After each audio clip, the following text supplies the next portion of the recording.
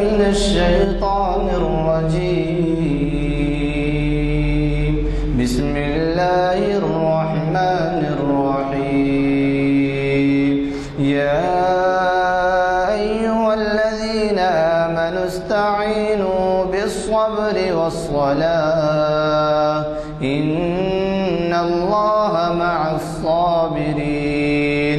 ولا تقولوا لمن يقتل في سبيل الله أموات بل أحياء ولكن لا تشعرون. ولنبلونكم بشيء من الخوف والجوع ونقص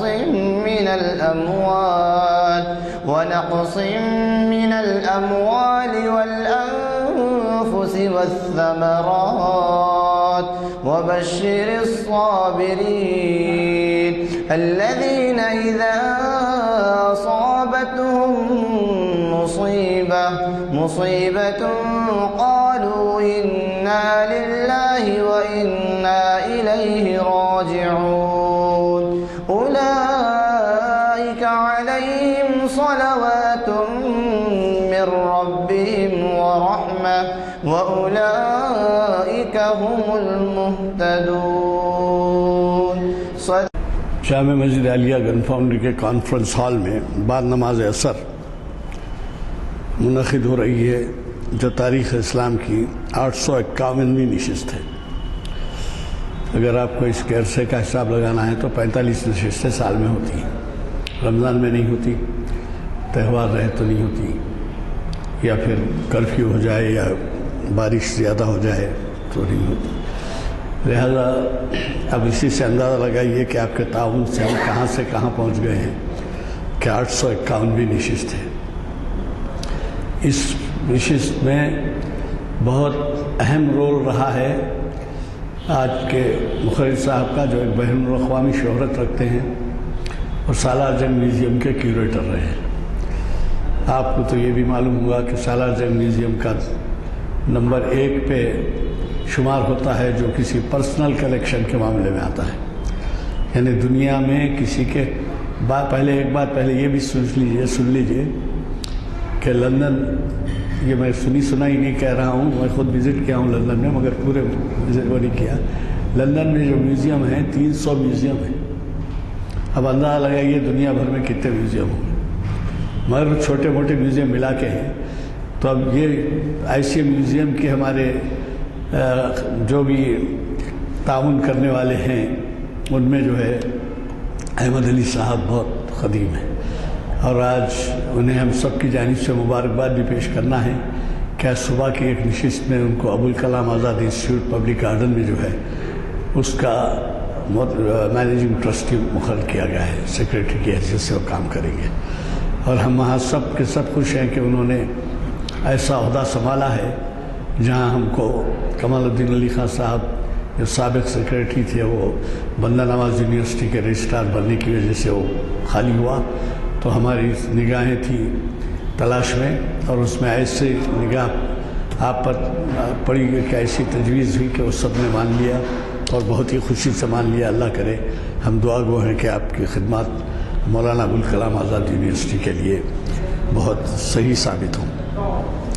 میں آج کے عنوان کے تعلق سے کہوں گا کہ احمد علی صاحب جن کا ابھی میں نے تعارف کرایا، ایک آج ایسے عنوان پہ مخاطب کر رہے ہیں جو شہرت رکھنے والی کتاب، لیکن یہ جو ہے ہم اس سے کچھ ناواقف ہیں. اس کا قرآنی نسخہ جو ہے اس کے بارے میں عالم اسلام کا مشہور قرآنی نسخہ وہ اس عنوان سے ہمیں مخاطب کر رہے ہیں. یہ ایک چیز ایسے موقع پہ میں بتا دوں کہ یہ سروے کیا گیا کہ دنیا میں سب سے زیادہ پڑھی جانے والی کتاب کون سی ہے، تو وہ کتاب ہے قرآن مجید. تو اب اس ایسے اہم عنوان سے وہ مخاطب کر رہے ہیں، ان کو بھی وقت چاہیے، لہٰذا میں زیادہ آپ سے عرض نہیں کروں گا.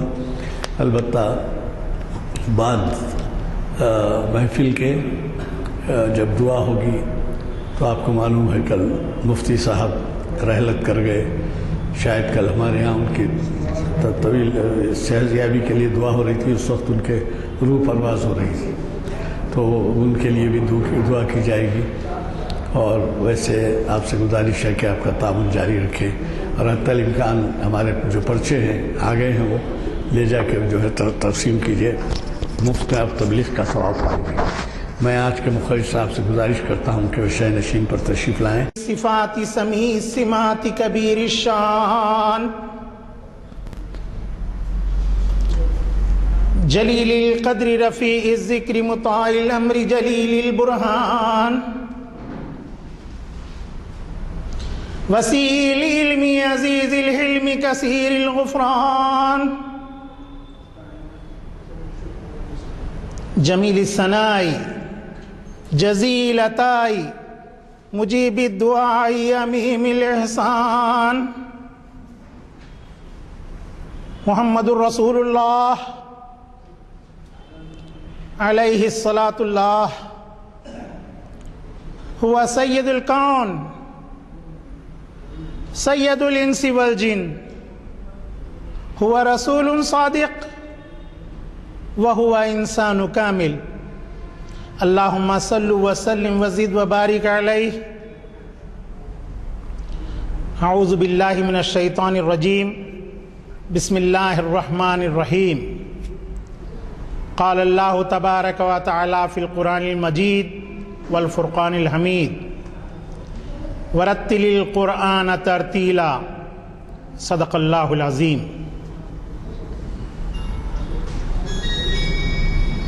صدر اجلاس علی جناب غلام یزدانی صاحب ایڈوکیٹ، میرے بھائی سردار نانک سنگھ نشتر صاحب اور معزز سامعین اکرام، السلام علیکم۔ حضرات، عنوان ہے قرآن مجید کے مشہور نسخے۔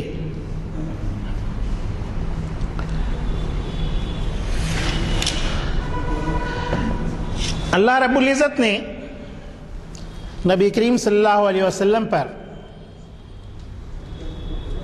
قرآن مجید نازل فرمایا، اپنی آخری کتاب نازل فرمائی، اور نبی کریم صلی اللہ علیہ وسلم حضرت جبرائیل امین سے یہ وحی سنتے اور اسے اپنے ذہن میں محفوظ رکھ لیتے۔ سرکار رسالت مآب کی زندگی میں قرآن مجید کو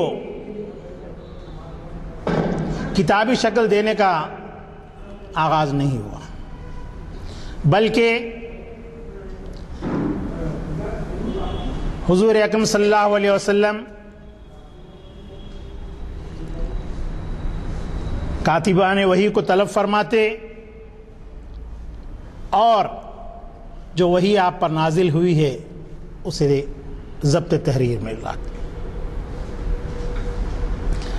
تو قرآن مجید کی یہ آیات جو آپ پر نازل ہوتے رہیں وہ مختلف اشیاء کے اوپر تحریر کرائی گئیں۔ جب بھی جو چیز دستیاب ہوتی اس پر جو ہے کلام مجید کی ان آیات کو تحریر کر کے محفوظ رکھا جاتا، اور اس طرح ہڈی پر، چمڑے پر، لکڑی کے تختوں پر، کپڑے پر، پٹسن پر، مختلف اشیاء پر کلام مجید کی وہ آیات جو مختلف اوقات میں نبی کریم صلی اللہ علیہ وسلم پر نازل ہوتی رہیں وہ تحریر کر کے اس کو محفوظ کیا جاتا۔ یہ سلسلہ سرکار رسالت مآب کے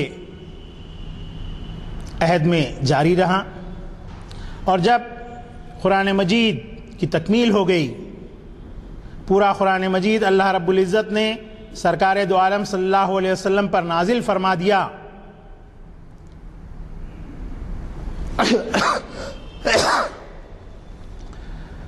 تب بھی کلام مجید کو یکجا نہیں کیا گیا۔ لیکن جنگ یمامہ میں تو اس طرح جو ہے کلام مجید اصحاب کرام کے سینوں میں محفوظ رہا اور تحریر میں نہیں لایا گیا، کتابی شکل نہیں دی گئی۔ تو ہوا یہ، خلیفہ اول حضرت ابو بکر صدیق رضی اللہ تعالی عنہ کے عہد میں جنگ یمامہ ہوئی، جس میں 70 حفاظ کرام شہید ہو گئے۔ حضرت عمر کو اس بارے میں تشویش ہوئی کہ اگر اسی طرح جنگوں میں حفاظ شہید ہو جائیں گے تو قرآن مجید کا جو ہے وجود جو ہے خطرے میں رہے گا، یہ ان کے دل میں یہ خیال آیا، اور انہوں نے یہ سوچا کہ کیوں نہ کلام مجید کو کتابی شکل دی جائے۔ اس بارے میں خلیفۃ المسلمین سے انہوں نے بات کی اور اصحاب اکرام کی ایک جماعت اس کام کے لیے مقرر ہوئی۔ کلام مجید کے وہ نسخے جو کپڑوں پر، ہڈی پر، خماش پر یعنی جانوروں کی کھال پر، ہرن کی جھلی ہے یا اونٹ کی جھلی ہے، اس پر جو تحریر کیے ہوئے تھے، وہ تمام نسخوں کو ایک جگہ جمع کیا گیا، اور پھر حفاظ کرام کی ایک جماعت کو بھی اس کام کے لیے مقرر کیا گیا، اور کلام مجید کا ایک نسخہ حضرت ابو بکر صدیق رضی اللہ تعالیٰ عنہ کے عہد میں ترتیب دیا گیا۔ پھر اس نسخے کی تمام حفاظ کے سامنے قرأت کرائی گئی، اور جب یہ طے پایا کہ یہ بالکل جو ترتیب کلام مجید کی دی گئی ہے سرکار رسالت مآب صلی اللہ علیہ وسلم کے عہد میں جیسی تھی، جوں کی توں اسی طرح برقرار ہے، تو اس وقت اس نسخے کو جو ہے ام المومنین حضرت حفصہ رضی اللہ تعالی عنہ کے پاس محفوظ رکھایا گیا۔ ابتدا میں تو وہ خلیفۃ المسلمین حضرت صدیق اکبر کے پاس ہی رہا، لیکن آپ کے وصال کے بعد ام المومنین کے پاس یہ نسخہ جو ہے محفوظ کر دیا گیا۔ تو یہ پہلا کلام مجید کا نسخہ تھا۔ اس نسخے کی خاص خوبی یہ تھی کہ اس وقت تک عربی میں نہ تو نقطے لگائے جاتے تھے اور نہ اعراب لگائے جاتے تھے، جیسا آج ہم اور آپ اردو پڑھتے ہیں، کہیں پر آپ اعراب دیکھے ہیں، زیر، زبر، پیش، تشدید بعض جگہ دے دی جاتی ہے تاکہ جو ہے پڑھنے والا صحیح نہ پڑھ سکے تو اس تشدید کو پڑھ لے اس وجہ سے۔ لیکن عام طور پر ہمارے پاس ہم اردو میں اعراب نہیں لگاتے، نہ زبر ہوتا ہے، نہ زیر ہوتا ہے، نہ پیش ہوتا ہے، لیکن ہم جہاں اس پڑھنا ہے تو وہاں زیر دے کر کے اس پڑھ لیتے ہیں، جہاں اس پڑھنا ہے تو اس پڑھ لیتے ہیں اس کو۔ تو ایسے ہی عربی زبان چونکہ عربوں کی مادری زبان تھی، اس میں ان کو جو ہے کسی قسم کی کوئی دشواری نہیں ہوتی تھی، وہ لوگ بآسانی بغیر اعراب اور بغیر نقطوں کے پڑھ لیتے تھے۔ لیکن جب اسلام عجم میں پہنچا، عجم عرب کہتے ہیں جو اہل زبان ہوتے ہیں، فصیح بلیغ عربی جانتے ہیں، وہ عرب کہلاتے ہیں۔ جو گونگے بہرے ہوتے ہیں جیسا کہ ہم لوگ ہیں، ہم لوگوں کو اہل عرب عجم کہتے ہیں۔ عجم کے معنی ہیں گونگے اور بہروں کے۔ ایران، ہندوستان وغیرہ ایسے ممالک میں جب پہنچا تو یہاں کے لوگوں کو عربی پڑھنے میں بڑی دشواری ہوئی۔ چنانچہ حضرت عثمان رضی اللہ تعالیٰ عنہ خلیفۃ المسلمین سوم کے عہد کا واقعہ ہے کہ جنگ آرمینہ ہوئی۔ اس جنگ میں اس جنگ کے دوران جو صاحب امامت کر رہے تھے ان سے جو ہے قرآنی آیات میں جو ہے زیر زبر کی غلطی ہو گئی، جس کی وجہ سے معنی ایک کے ایک ہو گئے۔ تو حذیفہ بن ایمان رضی اللہ تعالیٰ عنہ اس وقت جو ہے جنگ کے سرداروں میں تھے، انہوں نے اس معاملے کو وہیں پر رفع دفع کیا، اور اس کے بعد خلیفۃ المسلمین کے پاس اس مسئلے کو پیش کیا کہ اعراب کے نہ ہونے کی وجہ سے لوگ، غیر ملکی لوگ عربی کے پڑھنے میں غلطیاں کر رہے ہیں، جس کی وجہ سے معنی بدل رہے ہیں۔ تو چنانچہ خلیفہ سوم حضرت عثمان غنی نے صحابہ کی ایک جماعت اس کام کے لیے مقرر کی، اور وہ نسخہ جو ام المومنین حضرت حفصہ رضی اللہ تعالی عنہ کے پاس موجود تھا اس نسخے کو منگایا گیا، اور اس نسخے کو سامنے رکھتے ہوئے صحابہ اکرام کی ایک جماعت قرآن مجید کے 7 نسخے جو ہے تحریر کی، اور اس وقت تک 7 اسلامی صوبے تشکیل پا چکے تھے۔ تمام صوبوں کے مستخروں پر حضرت عثمان غنی رضی اللہ تعالیٰ عنہ نے ان نسخوں کی کاپیوں کو پہنچایا اور کہا اور حکم دیا کہ آئندہ جو بھی قرآنی نسخے تحریر کیے جائیں گے وہ انہی نسخوں کے ذریعے سے تحریر کیے جائیں، اور اس میں کسی قسم کی کوئی تحریف، کوئی اعراب اور زیر زبر وغیرہ کا کوئی جو ہے اس کے اندر مسئلہ پیش نہیں ہوگا۔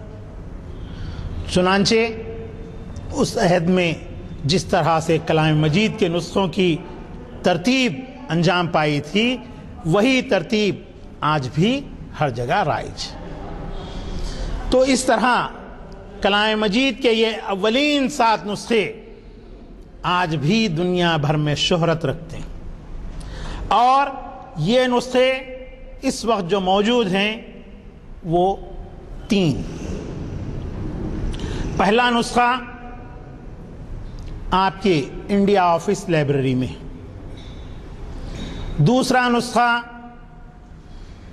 آستانہ قدس مشہد میں، تیسرا نسخہ توپ خافی میوزیم استنبول میں۔ یہ 3 نسخے مصحف عثمانی کے جو ہے آج دنیا میں موجود ہیں، اور یہی نسخے تمام کلام مجید کی بنیاد ہیں اور اسی سے نقل کیے ہیں، بس صرف اس میں نقطوں کا اور اعراب کا اضافہ ہوا ہے، اس کے علاوہ اور کوئی چیز کی اس میں تبدیلی نہیں۔ آستانہ قدس مشہد میں جو نسخہ ہے وہ نسخہ بہت ہی تاریخی نسخہ، یہ وہی نسخہ ہے جسے پڑھتے، جس کی تلاوت حضرت عثمان غنی کر رہے تھے اور اس وقت ان کی شہادت ہوئی تھی۔ اس نسخے پر شہادت کے موقع پر جو خون آپ کے جسم اطہر سے جاری ہوا تھا اس کے دھبے موجود ہیں۔ حکومت ایران نے اس نسخے کی اشاعت بھی کی، اور آج سے قریب 17 سال پہلے اس نسخے کو حکومت ایران نے شائع کیا، اور اس کی ایک نقل سالار جنگ میوزیم کو روانہ کی ہے، جو یہاں پر آپ دیکھ سکتے ہیں۔ تو اور اسی نسخے کے بارے میں ایک دعویٰ توپ خافی والوں کا بھی ہے، لیکن میں میری نظر میں آستانہ قدس کے نسخے کو صحیح مانتا ہوں کہ وہ بوقت شہادت کا ہے۔ توپ خافی میں جو دوسرا نسخہ ہے وہ ضرور مصحف عثمانی ہے، لیکن وہ نسخہ نہیں ہے جس کی تلاوت کرتے وقت خلیفۃ المسلمین کی شہادت ہوئی تھی۔ اور انڈیا آفس لائبریری میں تیسرا نسخہ موجود ہے۔ اس طرح کلام مجید کے اس اول ترین نسخے کے 3 نقول آج دنیا میں جو ہے وہ بڑے محترم بالشان حیثیت رکھتے ہیں، اور اس کے بعد کلام مجید کے نسخوں کی نقول مختلف ادوار میں ہوتی رہی، اور بعد کے دور میں جو کلام مجید کے نسخے تحریر کیے گئے ان نسخوں کی بھی بڑی اہم خوبیاں ہیں۔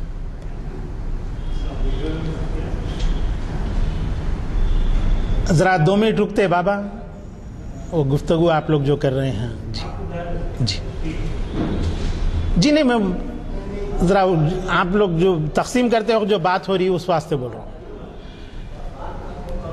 اور چند اور نسخے ایسے ہیں جو بڑی ہی اہمیت کے حامل ہیں۔ ان نسخوں کی خوبی یہ ہے کہ یہ 2 نسخے بہت ہی خرد ترین ہیں، یعنی بہت ہی چھوٹے ہیں، منیچر کاپیز ہیں قرآن مجید، اور خط نسخ میں لکھے ہوئے۔ اس کی لمبائی آپ کے 2.5 سینٹی میٹر ہے، بالکل اتنے سے 2.5 سینٹی میٹر، اور چوڑائی 2 سینٹی میٹر۔ ایسے نسخے کلام مجید کے دنیا بھر میں صرف 2 ہی جگہ پر ہیں، ایک آستانہ قدس مشہد میں، اور دوسرا حیدرآباد کے سالار جنگ میوزیم میں۔ یہ خرد ترین نسخے ہیں، خط نسخ میں لکھے ہوئے ہیں، اور بہت ہی عمدہ تحریر ہے۔ اچھی آنکھ جس کی ہے، سادہ آنکھ سے وہ لوگ پڑھ سکتے ہیں۔ جب تک میری آنکھ اچھی تھی میں اس نسخے کو پڑھ سکتا تھا، اور پڑھا ہوں۔ تو یہ سب سے خرد ترین نسخے ہیں۔ اس کے علاوہ کلام مجید کے اور بھی کئی نسخے ہیں، مختلف خطوط کے اندر کلام مجید جو ہے تحریر کی گئی ہے۔ خط کوفی تو عربی کا بنیادی رسم الخط ہے۔ خط کوفی کے بعد سن 1000 ہجری میں جب ابن مخلا نے 6 جدید خطوط وضع کیے، جو خط ثلث، خط نسخ، خط محقق، خط ریحان، خط رقاع کہلاتا ہے، ان خطوط کے اندر بھی کلام مجید کے کئی ایک نسخے تحریر کیے گئے، لیکن قرآن مجید لکھنے کے لیے ایک ہی خط کو پسند کیا گیا، اور وہ خط ہے خط نسخ۔ خط نسخ اور ثلث 2 کے اندر ہی کلام مجید کے اکثر و بیشتر نسخے ہم کو دیکھنے کے لیے ملتے ہیں۔ خط محقق بہت ہی خوبصورت ترین خط ہے، جس میں کلام مجید تحریر کرنے میں کافی وقت درکار ہوتا ہے۔ اس وجہ سے اس خط کو جو ہے عام کاتب اور عام انسان نہیں لکھتا۔ بڑے مشہور خطاطوں نے خط محقق، خط رقاع، خط ریحان کے اندر کلام مجید کے نسخوں کو تحریر کیا، اور ایسے نسخے دنیا بھر کے لائبریریوں کے اندر آپ کو دیکھنے کے لیے ملتے ہیں۔ ان خطوط کے وضع ہونے سے پہلے کلام مجید کے جو نسخے لکھے گئے وہ خط حجازی میں لکھے گئے، خط حمیری میں لکھے گئے، خط انباری میں لکھے گئے۔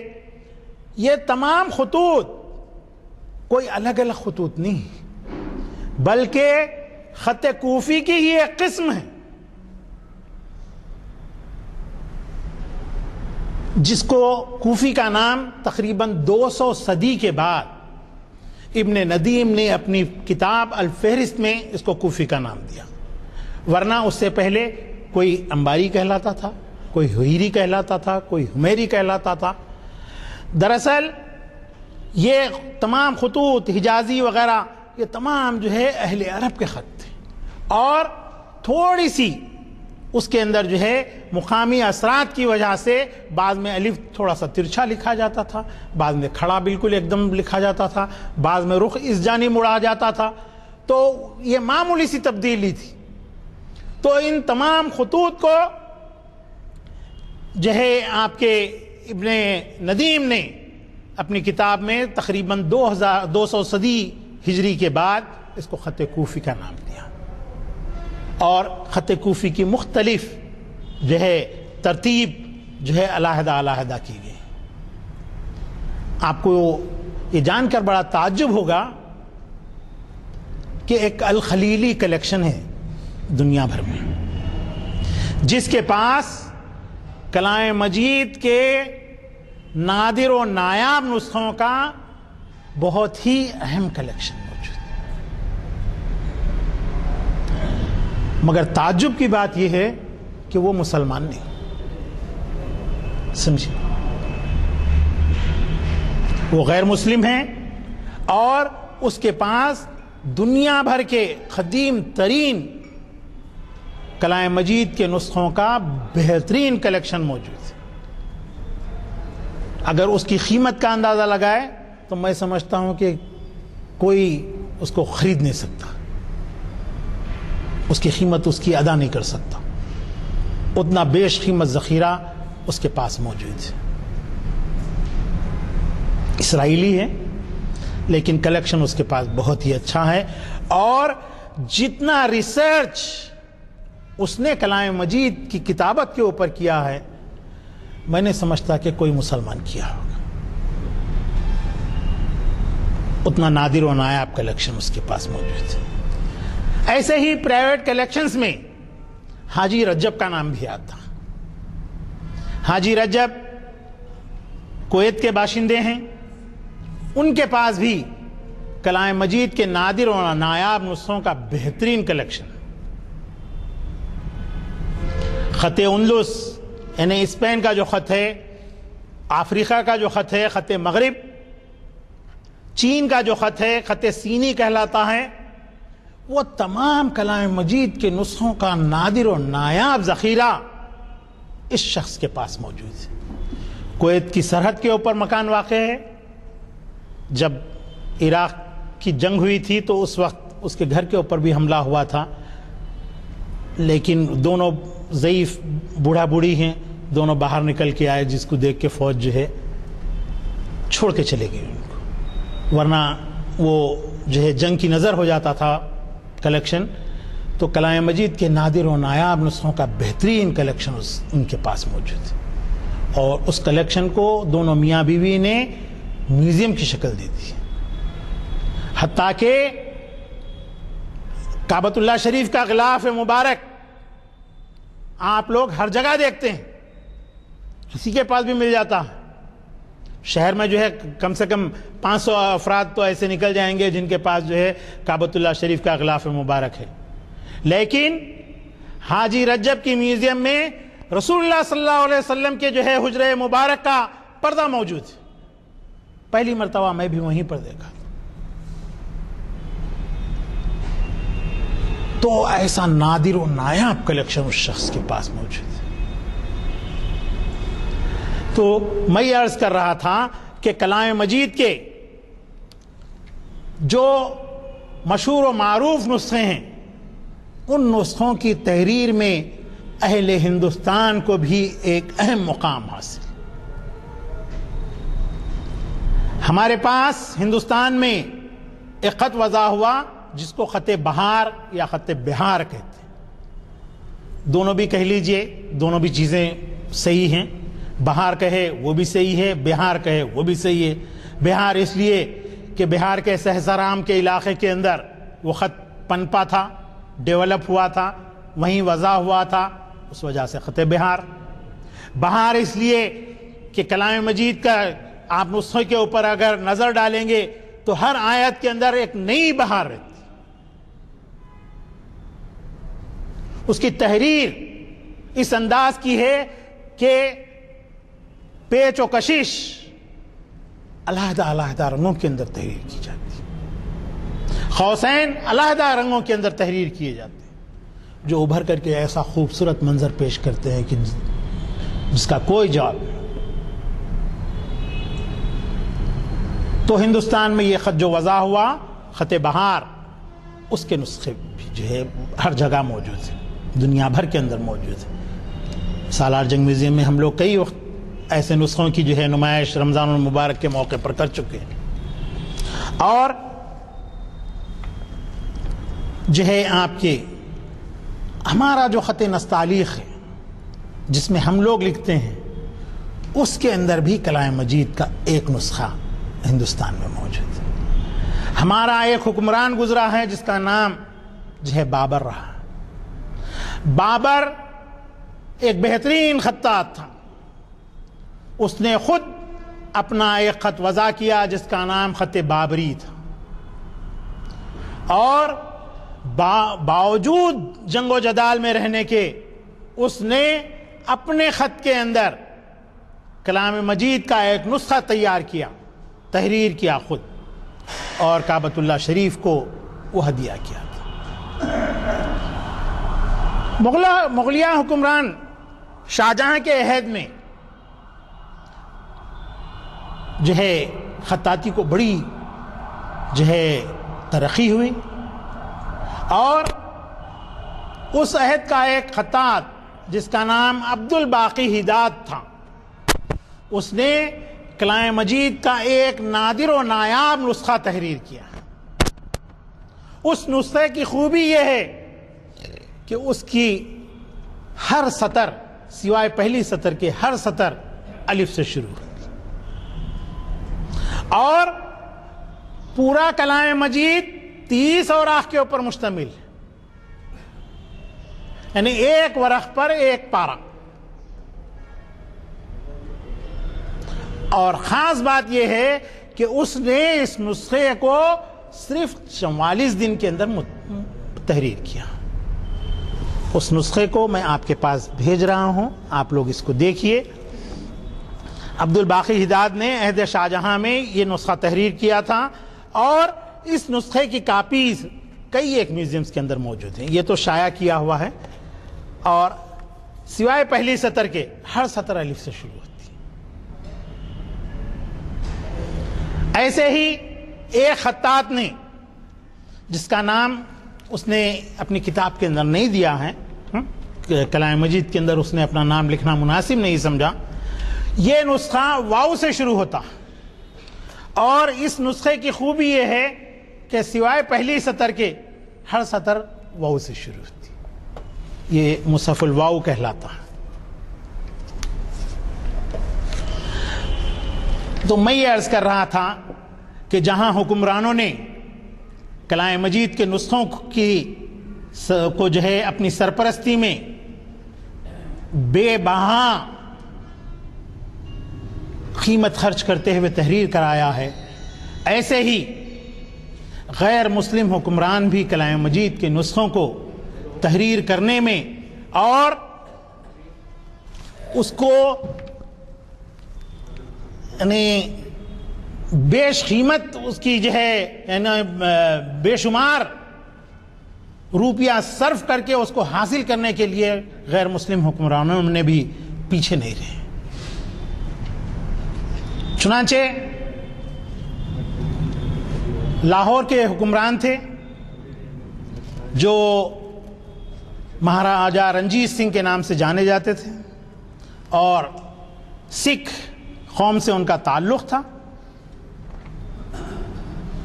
انہوں نے ایک شخص کو جو ہے جاتے دیکھا، بڑا مایوس گزر رہا تھا، تو مہاراجا اس شخص کو بلاؤ، کیا بات ہے؟ تو اس سے پوچھے، بولا کہ میں کلام مجید کا ایک نسخہ تحریر کیا ہوں، اور اس نسخے کی خوبی یہ ہے کہ میں نے اس میں سونے کے ورق کو استعمال کیا ہے اور اس کو بالکل جو ہے سونے کے پانی سے جو ہے بھی اس کے اندر تحریر کیا ہے، اور وہ نسخہ جو ہے میں ہدیتاً کسی کو دینا چاہتا ہوں، لیکن مجھے مایوسی ہوئی کہ لوگ صحیح طور پر اس کی قیمت ادا نہیں کر رہے ہیں۔ مہاراجہ جو ہے اس شخص سے اس نسخے کو منگوائے، مہاراجہ رنجیت سنگھ، اور انہوں نے اس نسخے کی منہ مانگی قیمت سے زیادہ قیمت دے کر کے جو ہے اس کو جو ہے حاصل کیا۔ تو اس طرح کلام مجید کے نسخے مذہبی عقیدت سے بالاتر رہے،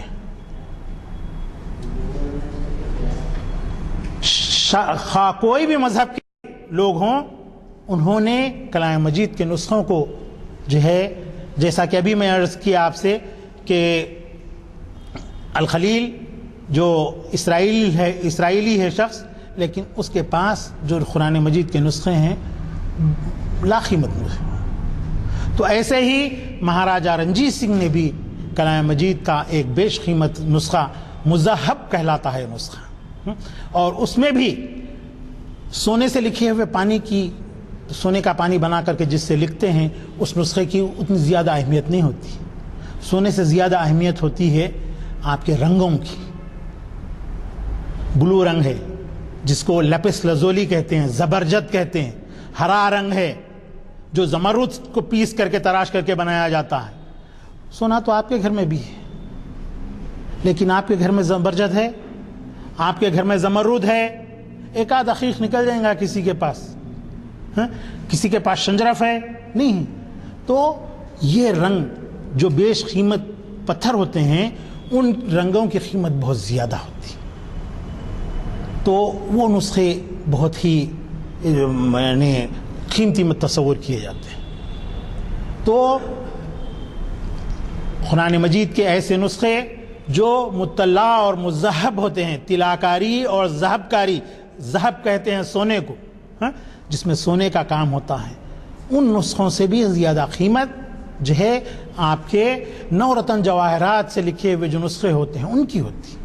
اب جیسا کہ میں آپ کو جو ہے کلام مجید کا ایک نسخہ پہلا بھیجا الفی قرآن کا، اس میں جہاں پر لال رنگ ہے وہ شنجرف ہے، اور جہاں پر بلو رنگ ہے وہ زبرجد ہے، جہاں سفید رنگ اس میں استعمال ہوا ہے وہ سفید رنگ مروارید ہے، یعنی موتی، مروارید کہتے ہیں موتی کو، تو در نجف یعنی در نجف معافی چاہتا ہوں، یعنی سیب کے اندر جو ایک موتی پلتا ہے اس موتی سے جو ہے روشنائی بنا کر کے اس کے اندر لکھا گیا، وہ نسخہ۔ تو اس طرح کلام مجید کے نسخے بڑی غیر معمولی فنکاری کا جو ہے منظر پیش کرتے ہیں۔ ایسے کلام مجید کے نسخے دنیا کے مختلف علاقوں کے اندر موجود ہیں۔ حیدرآباد کی سالار جنگ میوزیم میں اس کے بے شمار نسخے ہیں، تقریباً ہمارے پاس 365 ہاتھ کے لکھے ہوئے کلام مجید کے نسخے ہیں، اور ایسے ہی تھوڑا سا آپ آگے بڑھ جائیں گے تو آندھرا پردیش اورینٹل لائبریری ہے، وہاں پر بھی کلام مجید کے جو ہے کافی نسخے موجود ہیں جو مختلف صنعت کاری کا دیدہ زیب نمونہ ہیں اور بہت ہی قیمت وہ رکھتے ہیں۔ اور ایسے ہی فی زمانہ کلام مجید کے نسخوں کو تحریر کرنے کا اور اس میں ایک نئی صنعت پیش کرنے کا رجحان چل پڑا ہے۔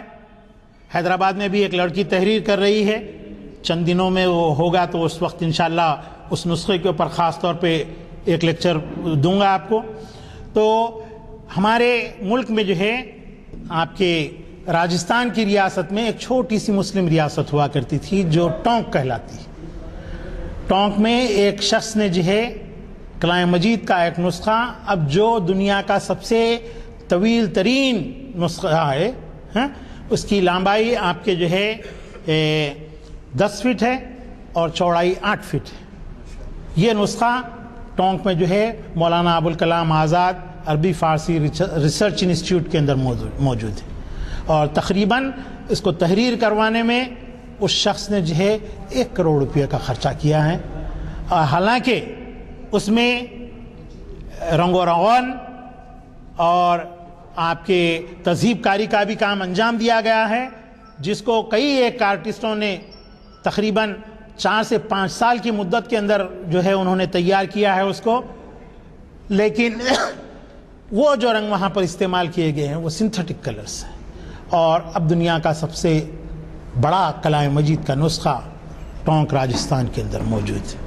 ایسا ہی ایک نسخہ آپ کے شہر میں بھی تحریر ہونے کا کام شروع ہوا ہے، لیکن ابھی وقت ہے اس کے لیے، تقریباً 6 سے 8 مہینے لگ سکتے ہیں اس کے لیے، اور وہ نسخہ جو تحریر کیا جا رہا ہے وہ الگ نئی صنعت کے اندر تحریر کیا جا رہا ہے۔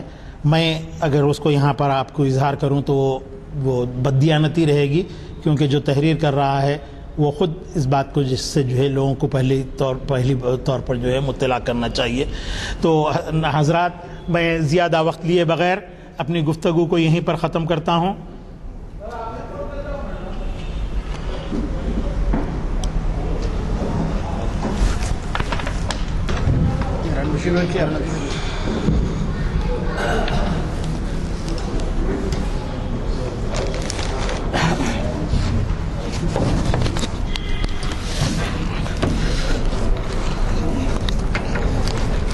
السلام علیکم حضرات، آپ کو اندازہ ہوا ہوگا کہ آج کے مقرر صاحب نے کوشش کی کہ دریا کو کوزے میں بند کیا جائے، لیکن ایسے محسوس ہو رہا ہے کہ ان کے پاس ابھی بہت کچھ کہنے کے لیے ہے، اور بدقسمت یہ ہے کہ وقت کی تنگی ہمیں اس کی اجازت نہیں دیتی۔ 2-3 باتیں عرض کروں گا کہ آپ کا یہ جو سلسلہ ہے، اس کا جو مزید آپ کہنا چاہتے ہیں کوئی دوسرے عنوان سے صحیح، لیکن اگلے جلد از جلد ہم کو اس سے ممنون فرمائیں کہ آپ جو ہے مزید آپ سے معلومات حاصل کریں۔ آپ کو اندازہ ہوا ہوگا کہ جو باتیں انہوں نے بتائی ہیں کسی کے علم میں نہیں ہیں۔ البتہ مجھے یہ بھی کہنا ہے کہ میں نے ایک نسخہ حسامی بلڈوگے سے لیا تھا جس کی شاید سائز 2 انچ اور 1.5 انچ ایک ہے، جی معلوم ہے نا؟ جی جی تو وہ میں اگلی نشست میں لاؤں گا، بتاؤں گا آپ کو۔ میرے پاس 25-30 سال سے ہے، وہ 25-30 سال پہلے لیا تھا میں۔ اور دوسری بات یہ ہے کہ اس کے بارے میں یہ کہا جاتا ہے کہ دنیا میں سب سے زیادہ پڑھی جانے والی کتاب ہے۔ اب یہ بات کہ آپ کے علم میں جو ہے وہ آپ بتائے ہیں، لیکن اس سے اندازہ ہوتا ہے کہ پتہ نہیں کئی جگہوں پر اس کے اوپر کام ہوئے ہوں گے، اور باہر ہے کہ آپ جیسے فرمائیں لوگ نہیں چاہتے کہ تشہیر ہو، لوگ نہیں چاہتے کہ نمائش ہو، لیکن اس سے قائل ہونے کی وجہ سے پتہ نہیں کہ ان کے پاس کیا کیا ریکارڈ ہے، ایسے اور کتنے ہیں نہیں معلوم۔ اور اگر کوئی ایسی دنیا میں کوشش بھی کی گئی ہے کہ ایسے نسخوں کے لیے کوئی کامن پلیٹ فارم رکھا جائے۔ خیر، جو کچھ بھی ہوا، آج ہم ممنون ہیں کہ ایسے بہترین عنوان سے آپ نے ہمیں آگاہ کیا، اور ہماری کوشش رہے گی کہ اگلے جلد از جلد آپ کے خطابات یہاں پر ہوں، اور ایسے اہم عنوانات پہ ضرور آپ ہمیں آپ کے تباہر کا پورا علم ہے، اور آپ کے حافظے پہ جو بات ہوتی ہے اس کا اندازہ ہم کو پوری طریقے سے ہے کہ کتنا حافظہ ہے آپ۔ میری خواہش ہے کہ آپ ہمارے شیخ الجامعہ کے نام سے جو مرحوم ہیں دعا فرمائیں۔ ہاں جی، قرآن کے چھوٹے سے چھوٹے نسخے اچھا لیکچر دیا اور باریک دلی سے کریں، اور اکثر ہر لیکچر ایسے کرتے ہیں، خاص طور پہ آپ کا نام سنتے ہیں، خاص طور پہ آتا ہوں۔ جی اور سر ایک بات بتائیے کہ دنیا میں کئی جگہ ایسی کوشش چھوٹے سے چھوٹا لکھا جائے، تو اس کی کوئی شرعی حقیقت ہے؟ نہیں، ایسی کوئی وہ نہیں ہے۔ صنعت کے طور پہ لوگوں کی ذہنی اختراعات ہیں، یہ لوگ جو ہے اپنے ذہن سے لکھتے ہیں۔ اور جیسا کہ ابھی وکیل صاحب بھی ہمارے فرما رہے تھے کہ میرے پاس بھی چھوٹا سا نسخہ ہے، تو سن 1905 میں حضرت خواجہ حسن نظامی مرحوم نے جو ہے کلام مجید کے نسخوں کو بالکل چھوٹی سائز کے اندر آفسٹ کے بلاک بنا کر کے انہوں نے شائع کیا تھا. ایسے کلام مجید کے نسخے کئی ایکڑ افراد کے پاس موجود ہیں جو تقریباً 1.5 انچ کے ہیں, 1.5-2 انچ کے ہیں. اچھا صاحب یہ اور سوال جی آپ جو پیش کر رہے ہیں یہ چھوٹے کو بڑا کر کے نہیں یہ اسی سائز کا ہے, اچھا اسی سائز کا, تھوڑا سا اس سے ابھی میرا جہاں تک خیال ہے 1-1.5 انچ بڑا ہو.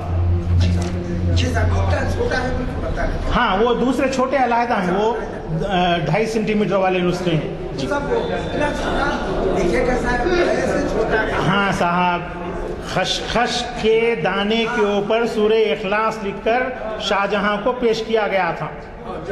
ہاں سمجھے, تو کیسا لکھے گا؟ لکھ سکتے ہیں, ابھی بھی لکھ سکتے ہیں. ابھی بھی جو ہے ہمارے پاس حیدرآباد کے ضعیف کاتب ہیں جن کا نام جو ہے ضمیر الدین نظامی ہے, انہوں نے مسور کی دال کے اوپر سورہ احد لکھا. تو ایسے ہی جو ہے منشی نول کشور ہوا کرتے تھے جن کا پریس جو ہے لکھنؤ میں اور دوسرے 2-4 مقامات پر تھا, وہ بھی جو ہے قرآن کی بڑی خدمت کیے ہیں. منشی نول کشور, انہوں نے ان کا چھاپے خانہ دنیا بھر کے ہندوستان بھر میں مشہور تھا. وہ اپنے پاس کاتبوں کو باوضو بٹھاتے تھے اور اس کلام مجید کی تصحیح کرنے کے لیے بھی لوگوں کو باوضو وہ کرواتے تھے. اور پہلے پتھر کے اوپر چھاپنے کا رواج تھا, سمجھے. تو ان پتھروں کو دھلنے کے بعد اس کا پانی کہیں نالی میں نہ جائے, اس کے لیے باقاعدہ وہ ایک گڑھا کھدوا کر کے جو ہے اس کے اندر وہ پتھروں کو صاف کرواتے تھے. تو اس طریقے سے جو ہے کلام مجید کو تحریر کرنے کے لیے غیر مسلم مذہب کا بھی جو ہے بڑا اہم کردار رہا ہے. اللہم صلی علی سیدنا مولانا محمد بعدد من صلی وسلم وصلی علی سیدنا مولانا محمد بعدد من قاد وقام. اے اللہ ہمارے گناہوں کو معاف فرمائیے, اے اللہ ہماری خطاؤں کو درگزر فرمائیے, اے اللہ جو بے روزگار ہیں ان کو روزگار عطا فرمائیے, اے اللہ جو ادارے تعلیم و تربیت کا اہتمام کر رہے ہیں, اللہ ان اداروں کو خلوص نیت کے ساتھ کام کرنے کی توفیق عطا فرمائیے. اے اللہ مولانا مفتی خواجہ شریف صاحب جن کا انتقال ہوا ہے, اللہ ان کو جنت میں اعلیٰ سے اعلیٰ مراتب عطا فرمائیے. اے اللہ یہ اللہ والے نیک لوگ تھے, اللہ ان کو دیکھ کر اللہ یاد آ جاتا تھا. اے اللہ ان کی مغفرت فرمائیے, اے اللہ ان کی مغفرت فرمائیے. صلی اللہ تعالیٰ علی خیر خلقہ وآلہ وصحبہ اجمعین برحمتک یا ارحم الراحمین والحمد للہ.